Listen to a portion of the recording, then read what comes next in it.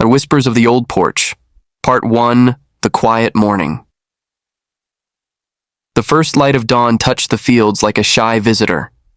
Soft and golden, it slipped between the curtains of the Carter farmhouse, waking the dust motes that danced lazily in the air. Outside, the land stretched wide, quiet hills and open meadows, a dirt path that curved away toward the woods. It was Virginia, the year 1903.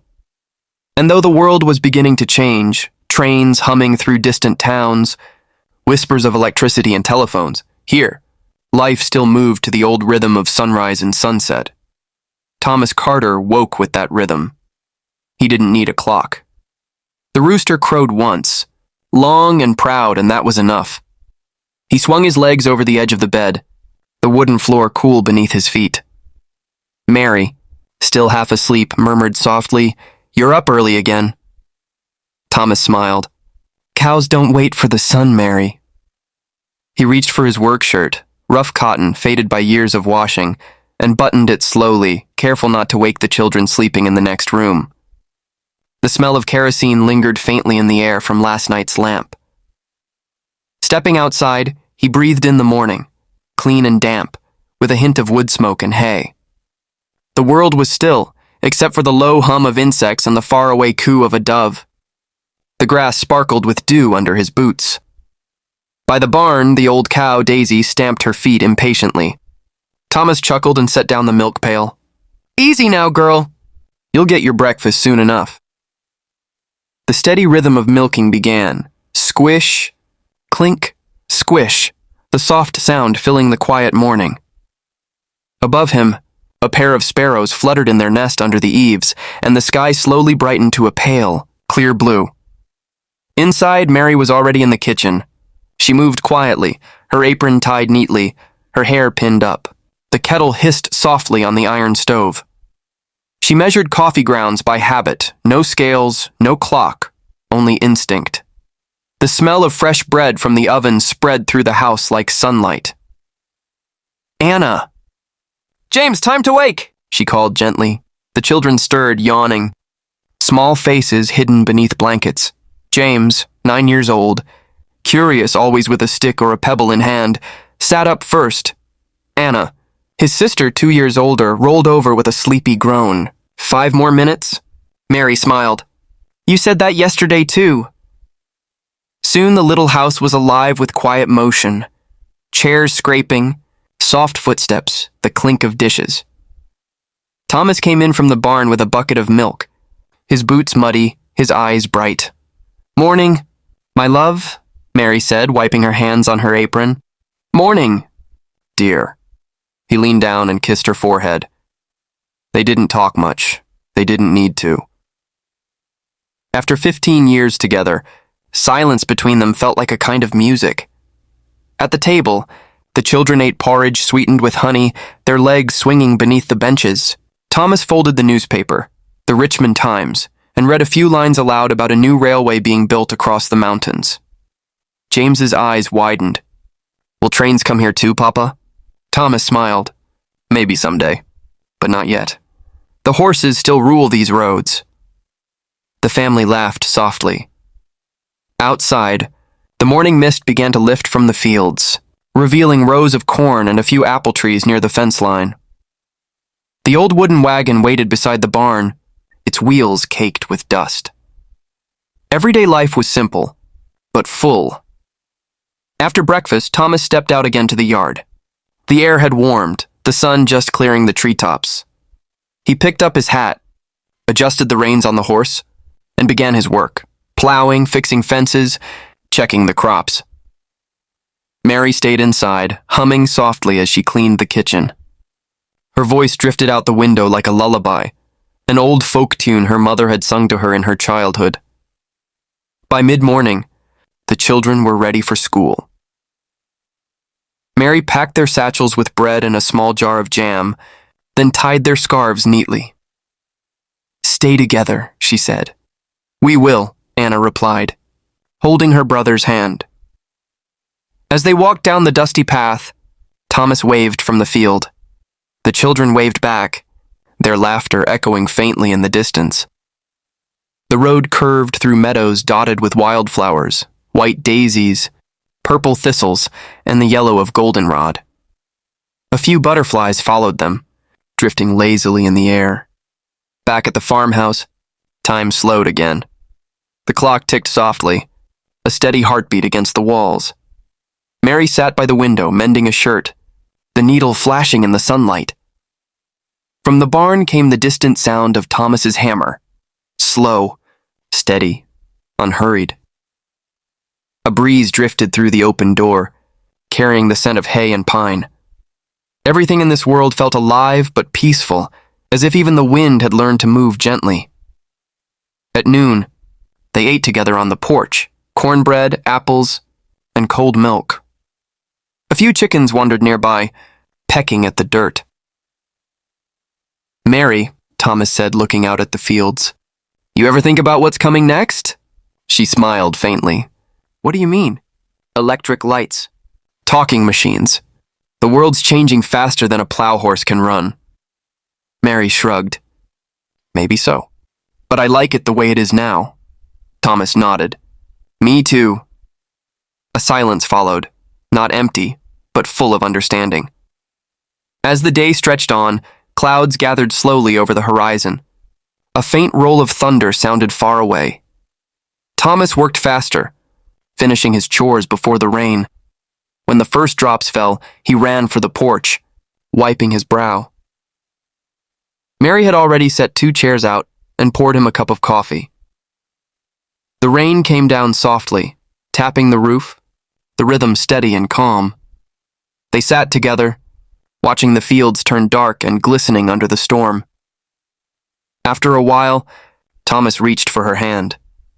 "Remember when we first moved here?" he asked. Mary laughed quietly. "Of course. This house had no roof back then, just a pile of boards and your big dreams." He grinned. "Dreams built it, didn't they? Dreams and a lot of hard work." They fell silent again, the rain whispering around them. By evening, the sky cleared. The fields steamed under the setting sun, and fireflies began to flicker near the fence posts. The children came running back, their shoes muddy, faces glowing. "Teacher said I'd draw better than anyone," Anna said proudly. "And I beat Henry in a race," James added. Thomas laughed. "You two have earned your supper then." The family gathered inside as Mary lit the kerosene lamp. The flame bloomed softly, filling the room with warm gold. They ate stew and bread, the scent of herbs and wood smoke blending together. Thomas read a passage from the Bible.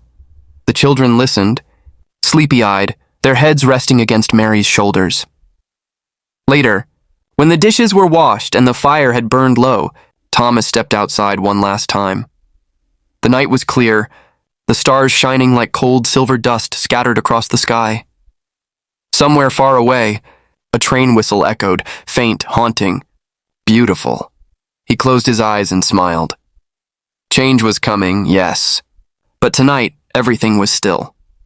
He turned back toward the house. Through the window, he saw Mary rocking Anna to sleep, the lamp casting soft shadows across the wall. Inside, warmth. Outside, peace. And as he blew out the lantern on the porch, the world sank once again into the kind of silence that only belonged to the old days. The silence of horses. Firelight and dreams waiting for morning. Wayne whispers of the old porch. Part 2. The walk to school. The morning had settled softly over the Carter farmhouse.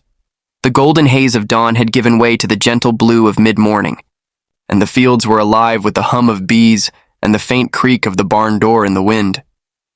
Inside, the air still smelled faintly of oatmeal and baked bread. The children, Anna and James, were ready to leave for school, their satchels packed, their shoes neatly tied, faces bright with the curiosity of another day. Mary Carter knelt to straighten James's collar. "Mind your manners, and don't go climbing that fence again," she said, her tone warm but firm. James grinned, eyes full of mischief. "I won't, Mama, not unless a rabbit hops over it first." Mary sighed with a soft smile. "Just keep your feet on the ground, son." Thomas stood by the porch, a steaming cup of coffee in his hands, watching them with quiet pride. He loved this part of the day, the small moment when the world felt new again, the air cool and the light gentle on the fields. Stay together. You two, he called out as they started down the dirt path. Anna turned, waving. We always do. And with that, the children began their walk to the schoolhouse, two small figures beneath the wide morning sky. The road stretched long and winding through the countryside. It was no more than a trail of packed earth lined with wild grass, but to the children, it felt like a road to adventure. They passed the big oak by the Carter's fence line, a tree older than anyone in town could remember. James carried a small stick, using it to poke at stones to draw shapes in the dirt, or to swipe at the tall grass along the way. Anna, 2 years older and far more serious, carried herself like a young lady, though every so often she'd join her brother's games, her laughter ringing through the quiet fields. The air was fresh and full of sound, a woodpecker tapping on a nearby trunk, the distant moo of a cow, the far-off whistle of a train that cut through the valley beyond the hills. They crossed a wooden bridge over a narrow stream. The water below sparkled in the sunlight, sliding gently over smooth stones. James tossed a pebble into it, watching the ripples spread. Someday, he said, I'm going to build a bridge bigger than this one. Anna smiled. Then I'll paint it white and name it after you. James's bridge? Why not? She said, and they both laughed. Halfway to town, they met their friend Samuel, whose family lived in the small house near the mill. He was carrying his school books tied with a string and had a shy smile on his face. Morning, Anna greeted. Morning, Samuel said, walking beside them. Did you hear? Mr. Turner got a new horse. James's eyes lit up. A big one? Real big. Black as coal, Papa says. They kept talking, about horses, about the fair coming next month, about how their teacher, Miss Caldwell, might give them another spelling test today. Their laughter mixed with the soft rustle of leaves, and for a long while, the world seemed filled with nothing but the sound of young voices and the whisper of wind. By the time the schoolhouse came into view, the sun had climbed higher. The small wooden building sat at the edge of a grove, its white paint fading with age. A flag fluttered on a tall pole outside, and a few other children were already there, playing marbles, skipping rope, chasing one another through the grass. The bell above the door hadn't rung yet, and for these few minutes the world felt carefree. Anna ran to her friend Martha, who was showing off a new ribbon in her hair. James joined a group of boys rolling hoops across the yard. The laughter carried far, echoing against the trees. Miss Caldwell appeared at the door, a young woman with kind eyes and a calm voice. All right, children, she called, smiling. Inside now. Let's not keep our minds waiting. The sound of feet on the wooden steps filled the air. Books opened, chairs scraped, and the school day began. Inside, the classroom smelled faintly of chalk and pine. Sunlight streamed through tall windows, cutting bright stripes across the floor. Miss Caldwell wrote the date on the blackboard, Monday, April 27th, 1903. Let's begin with reading, she said, her voice as gentle as the breeze outside. The children read from small, worn books. The stories were simple, fables about foxes and farmers, old tales that taught patience and kindness. When it was James's turn, he stumbled a little on the word thorough. Miss Caldwell smiled softly. Take your time, James, the letters will wait for you. He grinned shyly and tried again, slower this time. When he finished, Anna gave him a little nod of pride from across the room. Outside, a breeze carried the scent of wildflowers through the open windows. Somewhere far away, a train whistled again, long and lonely. At noon, they all stepped outside for lunch. The meadow around the school was full of sunlight and buzzing insects. Anna unwrapped the bread and jam their mother had packed. James traded half his apple for Samuel's cookie, and they all sat under the big elm tree near the fence. There was laughter again, and the slow rhythm of the countryside seemed to hum all around them. The sound of bees, the creak of branches, the steady heartbeat of a world without hurry. Anna lay on her back, watching the clouds drift across the sky. "They look like sheep," she said softly. James squinted. "That one looks like Papa's hat." Samuel laughed. "And that one looks like Miss Caldwell's hair." They all giggled until the school bell called them back. The afternoon passed quietly. Arithmetic, spelling, a short lesson in geography, the Mississippi River traced in chalk across the blackboard. James's eyes grew heavy near the end, his head almost falling to the side. Outside, the sun dipped low and the shadows stretched long across the floorboards. When the final bell rang, the children packed their things slowly, still sleepy from the warmth of the day. "Good work today," Miss Caldwell said, handing out their papers. Anna curtsied politely. James gave a wide grin, his satchel slung over his shoulder. Then they stepped outside again into the late afternoon light. The walk home was quieter. The world seemed to slow down as the day began to fade. The air was warmer now, heavy with the scent of grass and the faint sweetness of honeysuckle. James walked ahead, dragging a stick in the dirt. Anna followed, humming softly, an old tune she'd heard her mother sing. Samuel took another road that led toward the mill, waving as he went. The sky turned golden, then pink. The shadows of the trees grew long, stretching across the path like ribbons. They stopped once at the stream again, their reflections rippling in the water. Anna leaned down and touched the surface gently. "Do you think things will ever change here?" she asked quietly. James frowned. "Change? Like what?" "Papa says the world is getting faster. Trains, machines, maybe someday even lights that don't need fire." James shrugged. "As long as we still have cookies, I don't mind." Anna laughed, and the sound echoed through the still air.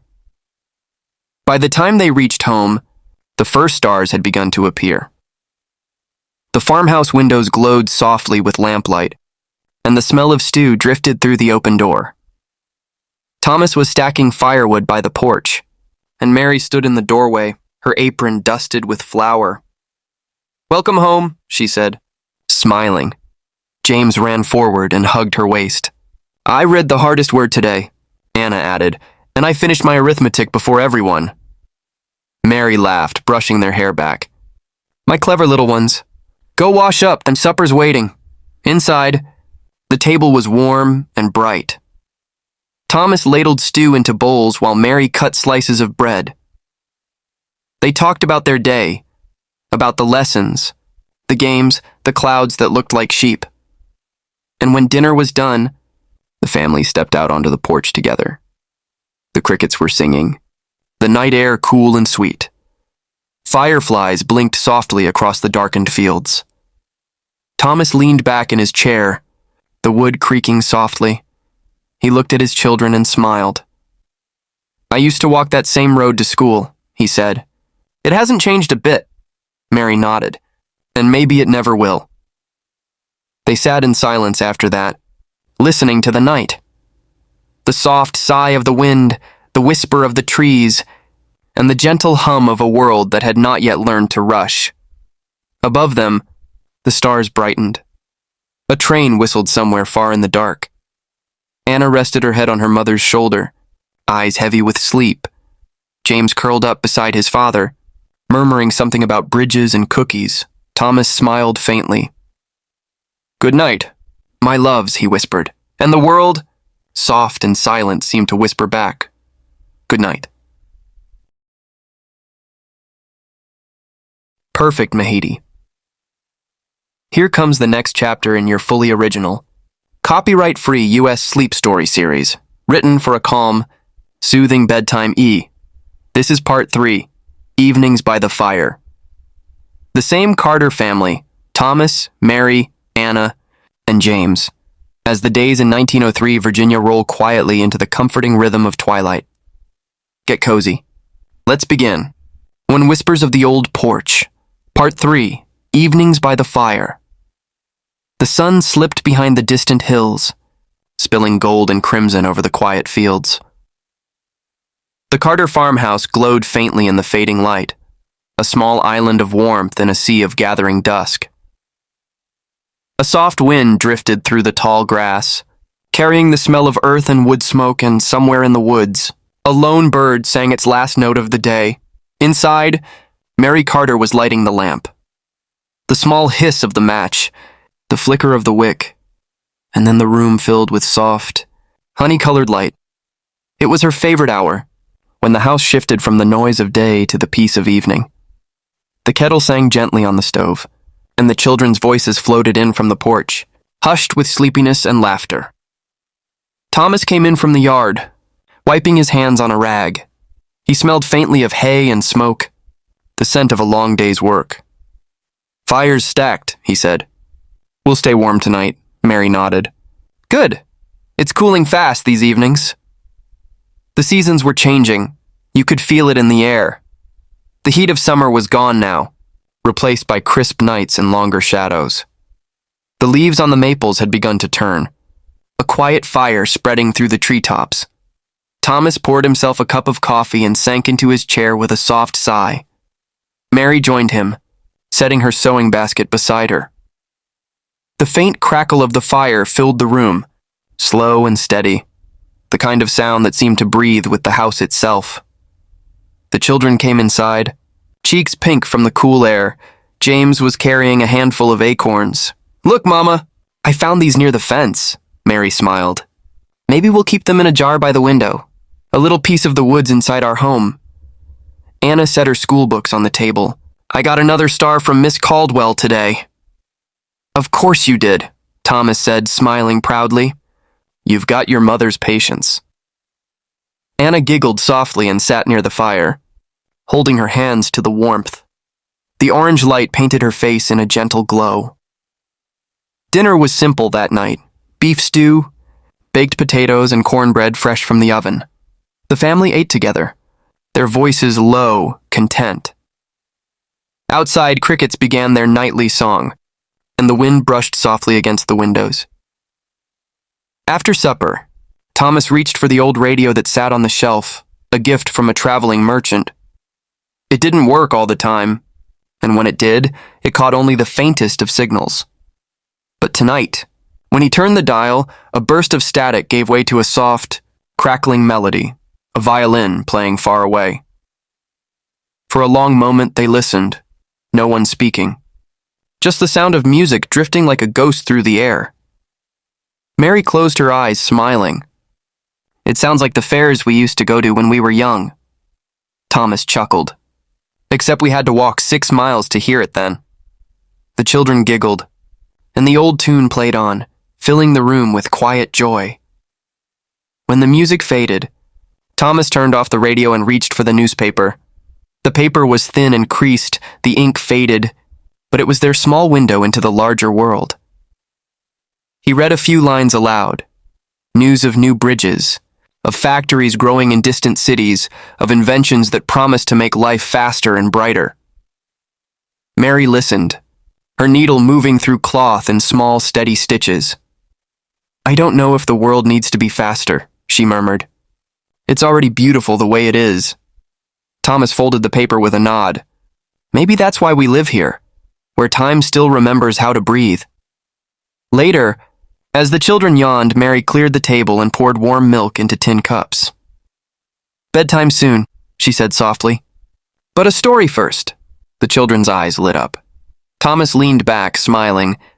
"All right then. Which story will it be tonight?" "Tell us the one about the old barn," Anna said. "No, the train that came through in the storm," James added eagerly. Thomas chuckled, his voice deep and calm. "Well," he began, "it was the summer of '89, and the thunder was louder than I'd ever heard. The tracks ran past the field behind your grandpa's place, and every night the train came through at 9:30. As he spoke, the firelight flickered across the walls, shadows swaying like slow dancers. The house seemed to breathe along with his words, the sound of his voice mingling with the crackle of the logs and the soft hiss of wind outside. Mary sat nearby, smiling as she watched them. This was the part of the evening she loved most, when the world outside disappeared, and their small home became its own universe of warmth and peace. By the time Thomas finished his tale, James's eyes were drooping. Anna leaned against her mother, half asleep but smiling. "And that," Thomas said quietly, "is how the train kept running, no matter how hard the rain fell." Mary rose and kissed the children's foreheads. "Time for bed, my loves." They climbed the narrow stairs, footsteps soft on the wood. From above came the faint creak of beds, the rustle of blankets, and then silence. Downstairs, the fire had burned low, its glow a soft red heartbeat in the hearth. Mary gathered her sewing, placing it neatly beside the chair. Thomas sat quietly, staring into the embers. "Do you ever miss the city?" she asked suddenly. He thought for a long moment. "No," he said at last. "There's peace here. Out there it's all noise. Here we can still hear the world think." Mary smiled, understanding. Outside, an owl hooted somewhere in the dark. The wind whispered through the eaves, brushing against the windows like a sigh. Thomas rose, walked to the door, and stepped out onto the porch. The air was cool and full of the smell of rain and soil. The stars were bright, clearer than they ever seemed when he was a boy. Far away, a faint light flickered from a neighbor's farmhouse. He could almost hear the low murmur of voices, the same kind of warmth that filled his own home. Mary joined him, wrapping a shawl around her shoulders. They stood side by side, not speaking, just listening to the night. "After a while," she said softly, "they'll grow up so fast, won't they?" Thomas nodded slowly. "Too fast. But that's how life goes." She rested her head against his arm. "At least they'll remember this, the fire, the fields, the quiet nights." "They will," he said, "because we'll give them something worth remembering." For a long time, they stayed like that, watching the stars, feeling the earth cool beneath their feet, breathing the deep rhythm of a world at peace. When they finally went back inside, the lamp flickered low, its flame shrinking to a single, steady glow. Thomas turned the wick down until the room melted into darkness. Upstairs, the children slept soundly, their dreams filled with trains and fireflies, and the endless sky. Downstairs, the last log in the fireplace sighed and crumbled into ash. And outside, under 1,000 quiet stars, the old porch whispered to the wind, of love, of home, and of the slow, beautiful days of 1903. End of Part 3, Evenings by the Fire. Would you like me to continue with Part 4, The Winter Comes, next? It will show the Carter family as the cold season sets in. Snow, warmth, letters, and the deep calm of old-fashioned winter nights in 1900s America. In Whispers of the Old Porch, Part 4, The Winter Comes, by late November, the hills around the Carter farmhouse had lost their color. The golden leaves that once danced in the wind now lay in quiet heaps along the fence line. The fields, once green with wheat and wildflowers, had turned a deep, resting brown, the earth settling into sleep. Each morning, frost covered the windows like lace, and when the sun rose, the whole world shimmered as if dusted with glass. Mary would stand by the kitchen window, her hands wrapped around a warm mug, watching the fields sparkle in silence. She loved this time of year, the slowness of it, the way every sound softened beneath the cold. Thomas had stacked the firewood high along the porch. Each log was carefully cut and dried, his winter's work, his quiet pride. "Won't be long now," he said one morning, as his breath made little clouds in the air. Mary smiled. "The snow will come when it's ready. It always does." Inside, the smell of cinnamon and apples filled the house. Mary was baking pies to share with their neighbors, the tradition before the first snow. Anna and James helped her in the kitchen, their laughter bright as the clatter of spoons. Flour dusted their faces, and the air was warm with sweetness and light. Thomas, meanwhile, worked at his small bench by the window, mending a broken hinge and oiling the farm tools. Outside, the wind had picked up, brushing against the side of the house in long, sighing breaths. Every few moments, he'd glance toward the road, Empty, quiet, endless. No carts. No travelers, only the occasional blackbird crossing the pale sky. By afternoon, the world had changed. Clouds had gathered low, heavy and gray, and the light grew soft and dim. When the first snowflake touched the window pane, Anna gasped. "It's here!" she cried. Mary turned, smiling. "So it is." Within an hour, the fields were covered. The world outside became a slow-falling dream, flakes drifting, piling, erasing the lines between earth and sky. Thomas opened the door and stepped onto the porch, boots crunching in the thin snow. The air was still, the kind of stillness that makes you hold your breath. He looked out at the hills, everything white, calm, endless. For a long moment he just stood there, letting the quiet sink into him. Mary joined him with her shawl pulled tight. "Beautiful, isn't it?" He nodded. "Like the world's been wiped clean." She smiled softly. A fresh page. When they went back inside, the fire was burning bright. The children sat near it, playing with the wooden horse Thomas had carved the winter before. The smell of pine filled the room, and the only sounds were the fire's crackle and the slow tick of the clock. Dinner was stew again, hearty and rich, followed by warm apple pie. Outside, the wind began to hum and the snow fell thicker, heavier. Mary lit the lanterns one by one, their glow like small stars scattered through the house. That night, the storm came. It began with a low moan through the trees, a sound deep enough to feel in the bones. The old barn creaked, and the porch boards shivered. Snow piled against the door, tapping gently at the window glass. Thomas checked the fire twice, adding more wood. He placed his hand against the wall. Cold, but solid. "We'll be fine," he murmured. "She's an old house, but she holds steady." Mary nodded, tucking the children into bed upstairs. Anna's eyes were wide. "Is it a big storm, Mama?" "Just winter saying hello," Mary said with a smile. "She likes to make an entrance." James laughed softly and pulled the blanket higher. "Then tell her good night for me." Mary kissed their foreheads and whispered, "Good night, my loves." Downstairs, Thomas sat by the fire, reading by lamplight. The storm pressed against the windows, but inside all was warm and still. Mary joined him with her mending, the faint thread of her needle moving through fabric like music. After a while, she set it down and looked toward the fire. "Do you ever think," she said quietly, "how much changes even when it feels like nothing does?" Thomas glanced up. "What do you mean?" She smiled faintly. "When we first came here, I thought the winters would never end. Now they feel like old friends, hard at first but kind in their own way." He nodded slowly. "That's life, I think. The longer you stay somewhere, the more the seasons start to talk to you." Outside, the wind howled once, and then softened again, as if agreeing. The days that followed were wrapped in white silence. The family stayed mostly indoors. Mary read stories to the children by the fire. Thomas worked on small repairs. Sometimes he'd step out to check the barn, the sound of snow crunching under his boots the only thing breaking the still air. At night, when the house was quiet, Mary would open the small box of letters her sister had sent from the city. They spoke of busy streets, electric lights, and trains that ran through the night.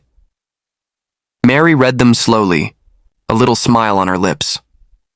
When she finished, she folded them neatly and set them back, not out of longing, but gratitude. She loved her sister dearly, but she loved this quiet life too, where time still walked instead of ran. One evening, after supper, Anna stood by the window and said, "It looks like stars are falling." Outside, the snow was drifting again, glinting faintly in the moonlight. Thomas came up behind her, resting a hand on her shoulder. "They are stars," he said softly. "Just the kind that visit the earth." The fire burned low, and the air grew warm with sleepiness. Mary gathered the children and led them upstairs. Thomas followed after checking the locks, his lantern throwing soft circles of light on the walls. When the house finally settled, silence returned. Deep, peaceful silence. Only the soft sigh of wind across the roof remained, and the faint creak of timbers as they dreamed of spring. Later that night, Mary woke and went to the window. Outside, the world was glowing white, moonlight spilling over the snow. She could see the outline of the barn, the dark line of the fence, and far beyond, the whispering hills. Somewhere, a fox crossed the field, leaving delicate tracks behind. Thomas stirred beside her. "You all right?" "Yes," she whispered. "Just listening." He smiled, half asleep. "To what?" "To the quiet," she said. "It's like the world's holding its breath." Thomas reached for her hand beneath the blanket. "Then let it breathe with us." And for a long, still moment it did. The house, the snow, the night, all breathing together in one slow rhythm. Downstairs, the fire whispered its last embers into sleep. Outside, the wind gentled into silence, and above them, the stars shone steady, watching over the small, warm home of the Carter family in the deep dreaming heart of winter. From Whispers of the Old Porch, Part 5, Letters in the Spring, the snow had finally melted from the fields, leaving behind soft, damp earth that smelled sweet in the morning sun. The hills were dotted with tiny green shoots, the first brave signs of spring pushing through the soil.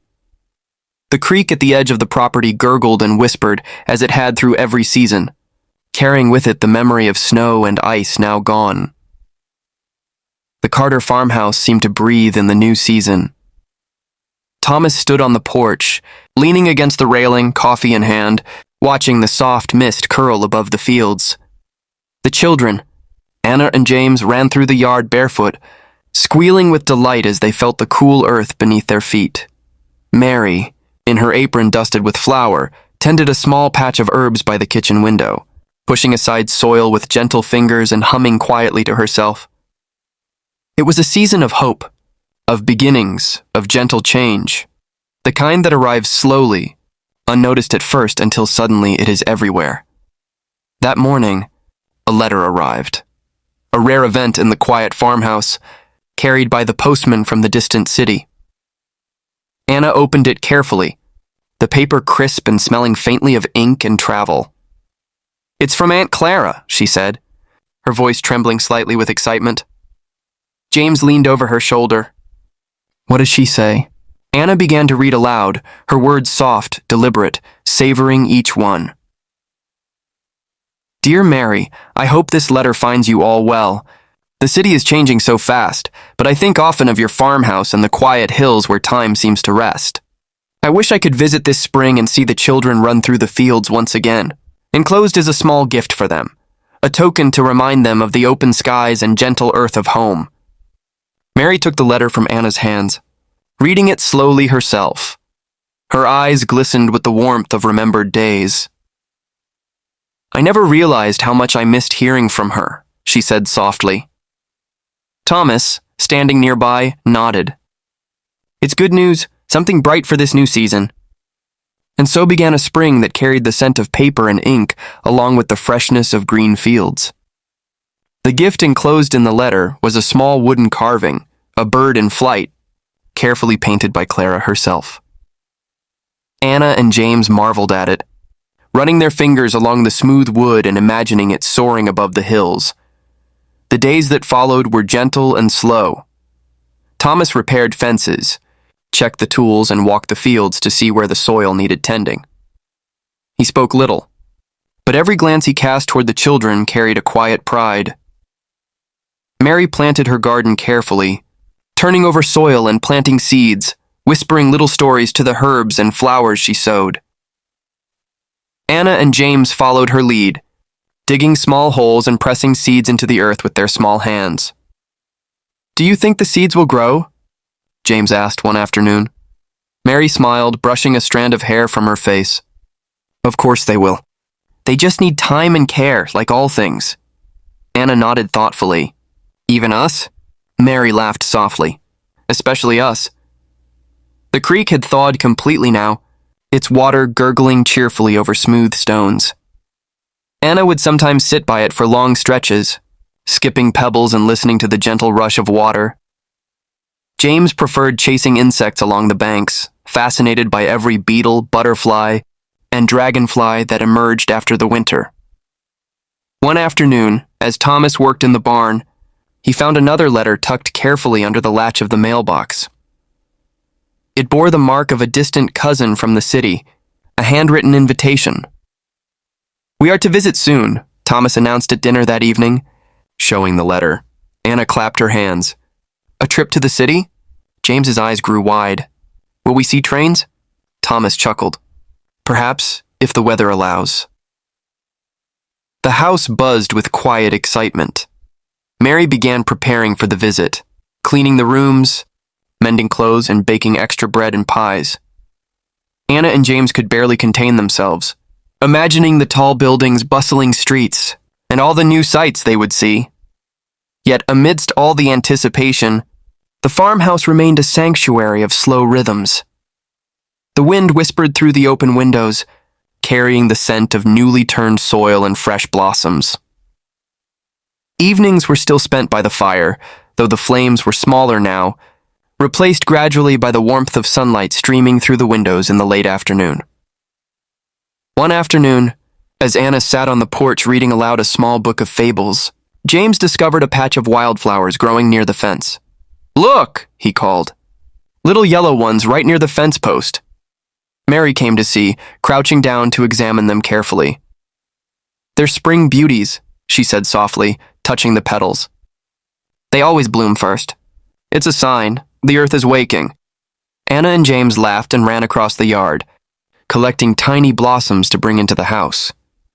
Mary placed them in a small tin cup on the windowsill, where sunlight could touch their fragile petals.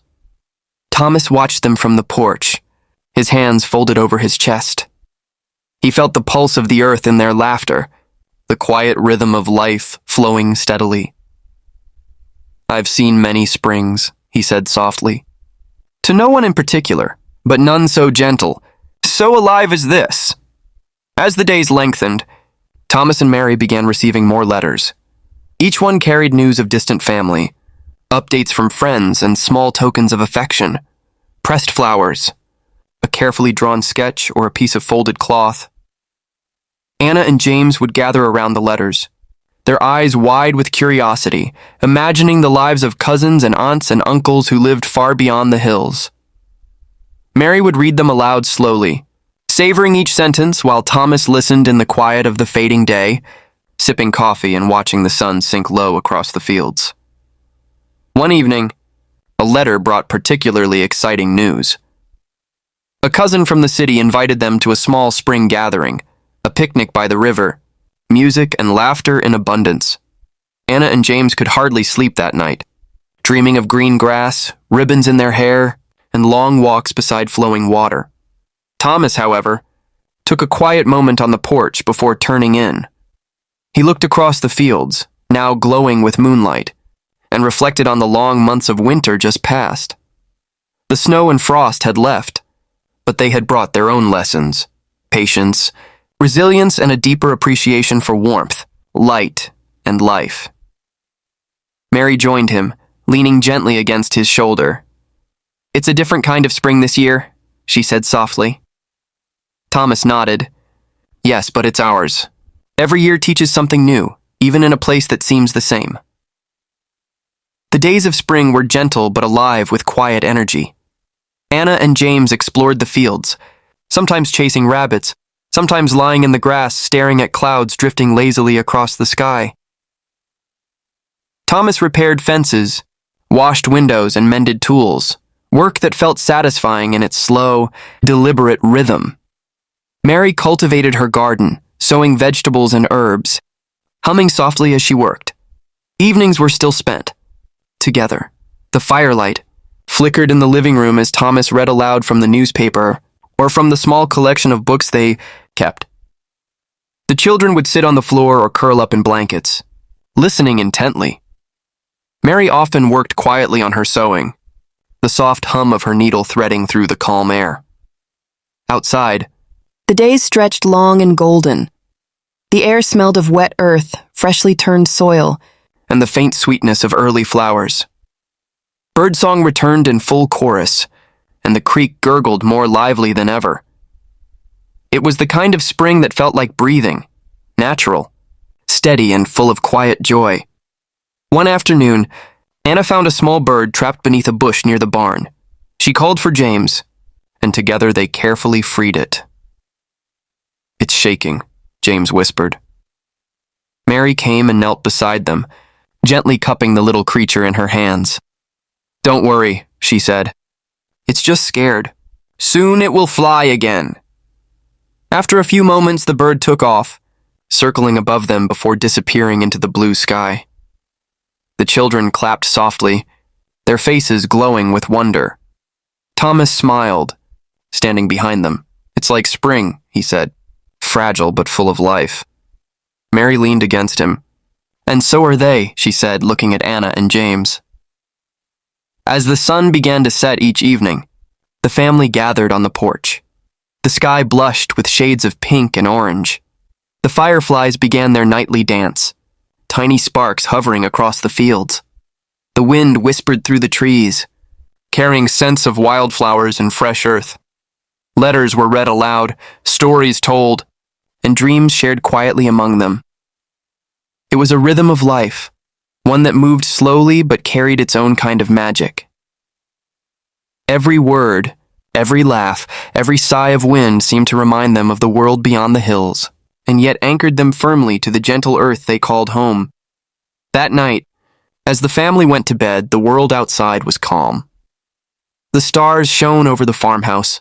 The wind softened its song, and the air carried the faint scent of blooming herbs and damp earth. Anna dreamed of rivers and birds, James of playful rabbits and open fields, Mary of gardens and letters, and Thomas of long, golden days filled with laughter and quiet reflection. And in the stillness, the house seemed to sigh in contentment, a soft, slow heartbeat in the heart of spring.